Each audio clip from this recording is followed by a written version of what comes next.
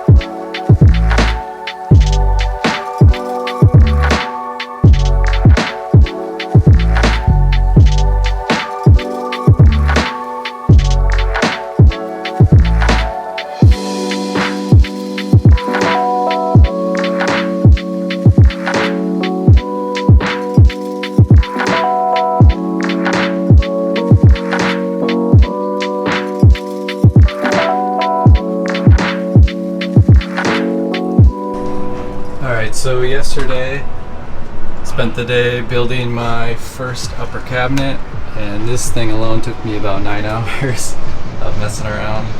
But I just wanted to show you kind of how I did this one. I have 2 more to build today, but I used 1/2-inch Baltic birch for the box, and then for all the supporting pieces, it's 3/4-inch poplar. And most of the time was just me figuring out how I wanted to actually build this. And I just put these 2 pieces together first, and then kind of put it up against the wall, and then figured out my template for the sides. Both sides are a little different, so it was just a lot of messing around, but it turned out pretty well.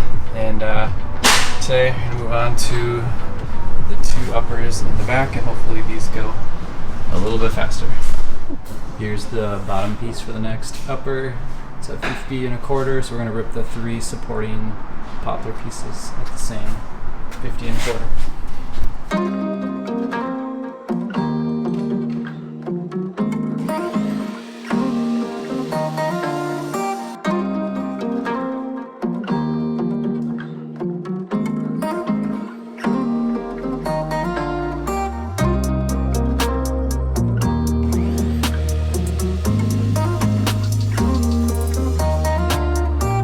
Alright, so here is the first backing piece I'm going to connect, and I'm just going to use pocket screws. So I have the holes, I have the lines all marked out, drill those out, and then connect that with a little bit of wood glue and pocket screws.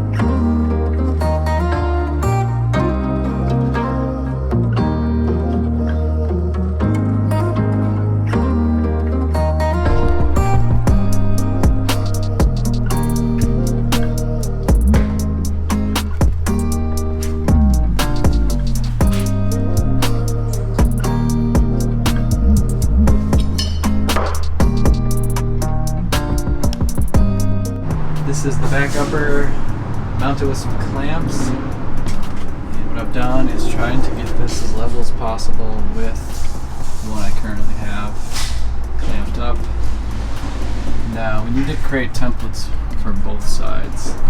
And we know that our distance from the back to the front is true.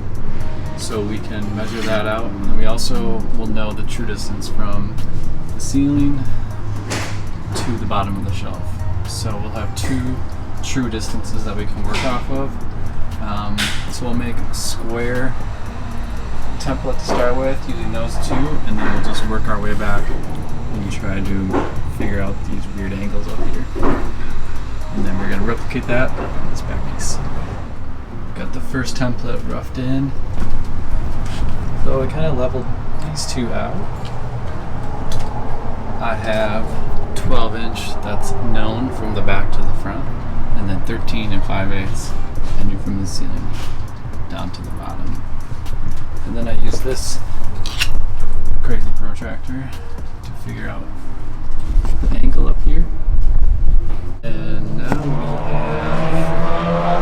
a template that is square in the back, so I'm checking under here to make sure it's square in the back, square in the front. And then we'll fill in these gaps up here with cardboard. Here's the other template, all taped up. And we're gonna go ahead and transfer these to our plywood and get them cut up.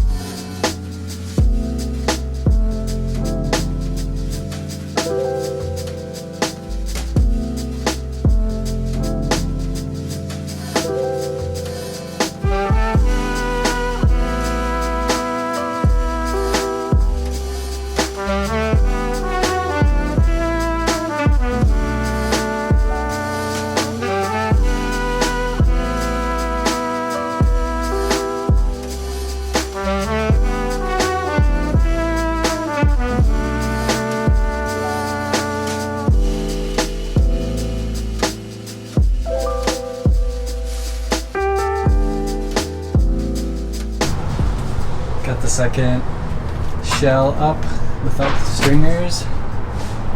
This is what it'll look like. Pretty happy with how this has turned out. So this one will be a little deeper than this one. Alright, so now we're gonna get the stringers up here, mark where they need to be, and then zip them on. Here's the second box up. Looks pretty good.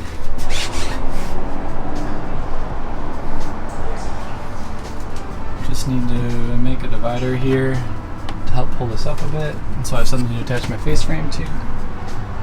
And call these roughed in boxes complete. And then we have one more to do.